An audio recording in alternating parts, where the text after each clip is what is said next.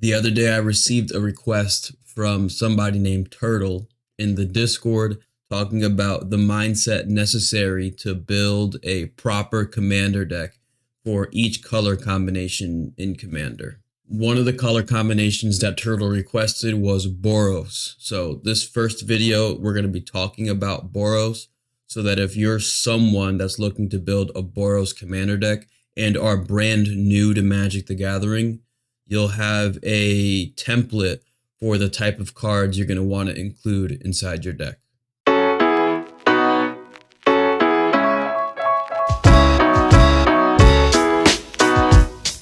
Before we begin, a huge shout out to everyone that's subscribed to the channel. I genuinely appreciate it. If you're not subscribed to the channel, just keep in mind that subscribing is just a really easy way to say thank you for me taking the time to make these videos.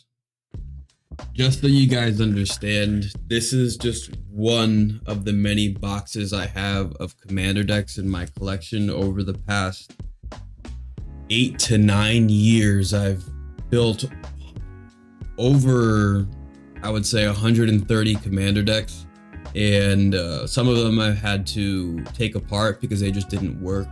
So when I talk today, I'm talking from the experience that I have building the commander decks that I've built over, periods of time. The reality is that the Boros color combination over the past few years has become pretty powerful. Boros in the past was seen as a color combination that was really focused on life gain and played rather slow. But nowadays they're printing cards that allow you to exile cards and allows you to play the cards that are exiled, so it gives you some sort of card advantage. And in the past that wasn't true. However, because we have this advantage, I'm gonna be talking from the perspective of someone that played Boros in the past. So how could you make a Boros deck strong without being able to draw a ton of cards and win consistently with those commander decks? Because if you can hold yourself back and still win, all you need to do is build off of the blueprint that I'm going to teach you today, and then add the ways to exile cards or essentially draw cards. And the Boros color combination tends to play much faster, much more consistent, and wins you a lot of games. Generally in the past, Boros was viewed as, in the community of commander players, that Boros was the worst color combination inside the game. And Boros being the colors white and red. In order for us to understand the combination of white and red, we have to be able to understand each one individually. When we play the color white in the most simplest terms that I can make it, you ask yourself, how can I slow this game down so that I can win late in the game? The color red essentially says, how can I win this game as fast as possible? When we combine the color white and red, we're left with a sentence saying, how can I slow this game down so that I can win as fast as possible? Which seems kind of like a contradictory statement. However, I'm going to explain it so that when you're selecting cards for your deck, you're playing in a way that creates a situation that I just described. So when you're looking to pick cards that are white in your commander deck, in your Boros commander deck, generally they instate some type of rule. So right here we have a copy of Elesh Norn, and Elesh Norn essentially gives all of your opponent's creatures -2/-2 and your own creatures +2/+2.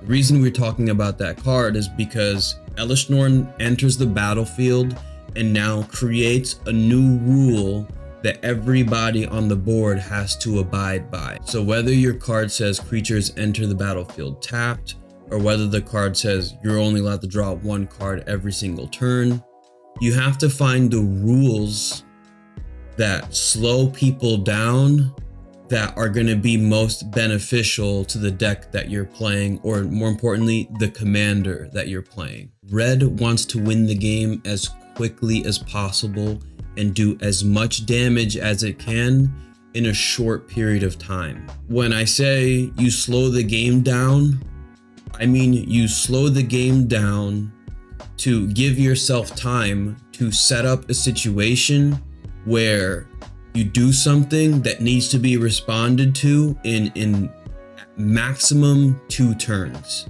By building the deck in that way and being able to sit there and look at your cards and look at your deck and say, okay, this is how I'm going to control the game.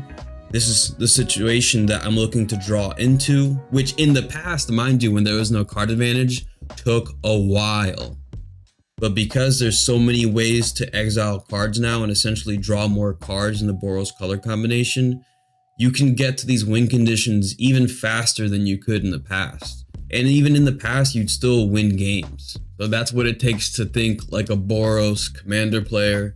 You can let me know what you think in the comment section below. Keep in mind that the people on this channel are literally brand new to Magic the Gathering, or a lot of people are. So keep that in mind when you're writing your comments, and let everyone see how awesome and respectful and polite people are in the Magic the Gathering community by reading the comment section below. Always remember, eat healthy, okay? Or as best as you can, work out every single day, even if it's just for 5 minutes, okay? And most importantly, you gotta remember to believe in yourself, okay? And have the courage to believe in yourself, and keep in mind that, you know, you as an individual set the boundaries for what is possible inside your own life. So keeping that in mind, you know, never always as a person expect the best for yourself, and always think of the best for yourself. You know, when I had my when I was training to become a life coach, my teachers taught me, they're like, the world is like crabs, is what they said. And like, when you take crabs and put crabs inside of a bucket, all the crabs are going to try to climb out of the bucket. And what they noticed is that every time a crab is about to get outside of the bucket and climb out and be free, the other crabs will grab a crab and pull it down. And my teacher said humans tend to act like crabs, that they, out of the fear of other people changing, will do what they can to hinder you with their words, to scare you from doing things that cause you to change, whether that's positive or negative. That's just human nature. It's just something that people that see or lack that belief in themselves, that's just something that they'll naturally do. If you watch a scary movie, you know, sometimes when something scary happens, you flinch, you know, because your brain thinks that something's is actually there. However, you know, that's an involuntary reaction. It's just happening naturally. And when we're talking about the scenario we're talking about, where you're talking about believing yourself and speaking confidently of yourself, humbly, you know, understanding that in life, you know, there is a universal force, you know, or at least, you know, I'm trained to believe that there is a universal force or God that gives us the opportunity to express that belief in ourselves, and to give thanks and to be grateful for the opportunity to see life that way. And when you give thanks to a universal power, it essentially gives you the okay to receive the things that you're looking to receive. So just keep that in mind. You know, when I sit here and I say believe in yourself, it's just a 3-letter phrase, or a 3-word phrase, I should say. But there's so much more meaning than just me saying those 3 words. However, if you just simply say that phrase to yourself and tell yourself that you believe in yourself, all of the learnings and understandings that coincide with what that means will be delivered to you in time. If you are humble and grateful for the life that you experience, regardless of the situation that you're in your life. Okay? Have an amazing day, everybody. Peace out.